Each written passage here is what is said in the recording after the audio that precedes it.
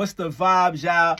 Back with another video for my Off the Dribble family. I'm Rockiano. Today I want to talk about arguably the greatest player of all time. In my opinion, the greatest, Michael Jordan. And I want to talk about a part of the game that a lot of fans feel like he lacked, which was his passing. My man could dish the ball like the best of them, but a lot of people feel like he was a ball hog. So I want to school some fans that don't know about the season where he played point guard in 88-89 and damn near averaged a triple-double. Without further ado, let's get into these clips, you heard? During the last 24 games of the 88-89 season, Coach Doug Collins switched Mike to point guard so they could try to get a higher seed in the playoffs. And during this period, he's the only player in NBA history to have a 12-game streak of 10 assists. Nobody that has averaged a triple-double has done that. Like, it's crazy. Look at this pass to Larry. You know that's a knockdown. Stop playing. So when they say this man didn't pass the ball, they don't know what they talking about.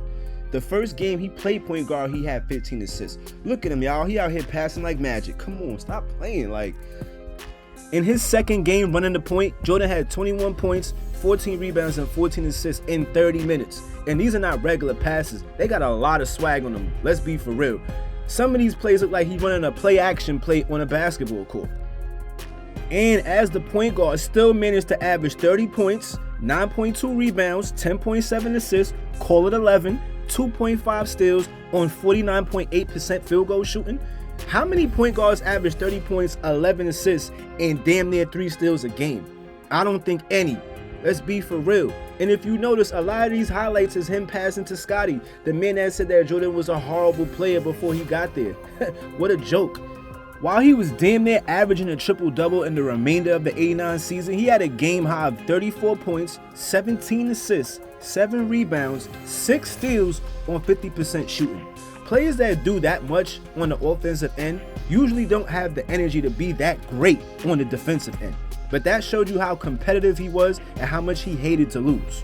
I know what some of y'all gonna say. The Bulls did still end up losing in the East Finals to the Pistons, which is why they fired Doug Collins and brought in Phil Jackson. Then he implemented the triangle offense and put Mike back at the 2 guard. But with these numbers that I'm telling y'all, y'all cannot argue and tell me that he wasn't a good point guard when he was put in that position. This is amazing numbers. Because the man had a streak of 7 straight triple-doubles and then put up 10 out of 11 games. In the game he didn't have a triple-double, he had 40 points, 11 assists, 7 rebounds, and 61% shooting from the field? Come on. Y'all not going to tell me that's not amazing. His stats as shooting guard this season was still pretty good, where he had 33.4 points per game, 7.6 rebounds, and 6.9 assists. What a lot of people forget about this era is that players play their position. So when Phil came in, he put him back at the 2 because that's what worked for his system. And obviously it definitely worked because they won 6 championships, 2 three-peats. You can't argue with something that works and helps you achieve your overall goal, which was to win championships. You feel what I'm saying? And keep in mind, while his scoring went down in this 89 season, he still won the scoring title, was 3rd in steals per game, and still was all NBA first team defense. Come on, I'm telling you, like, this man is the GOAT. His scoring went down 3 points, but his assists and his rebound numbers went up. So had he stayed at point guard for the rest of his career, his numbers may have been similar to what LeBron is averaging, 27 points, 7 rebounds, and 7 assists. When you're the playmaker, you're going to sacrifice scoring, obviously.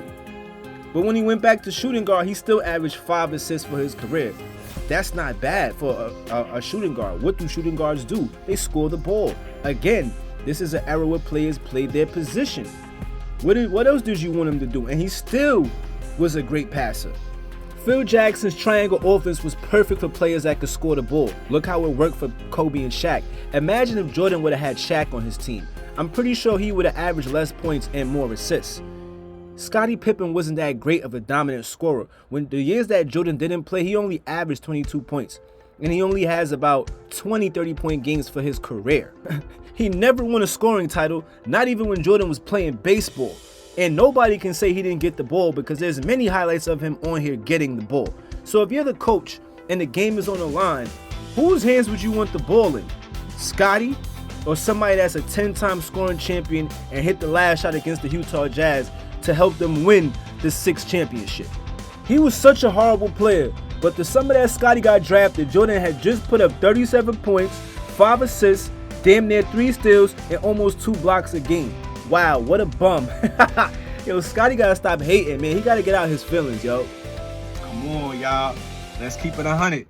If Jordan would have stayed at the point guard position for the rest of his career, putting up those numbers, still averaging 50% from the field, and being the best player on the defensive end, he probably would have been the best point guard we ever seen. You feel what I'm saying? Yo, I know the content I've been pushing out been a little slow. I had to get a new laptop. Finally got one.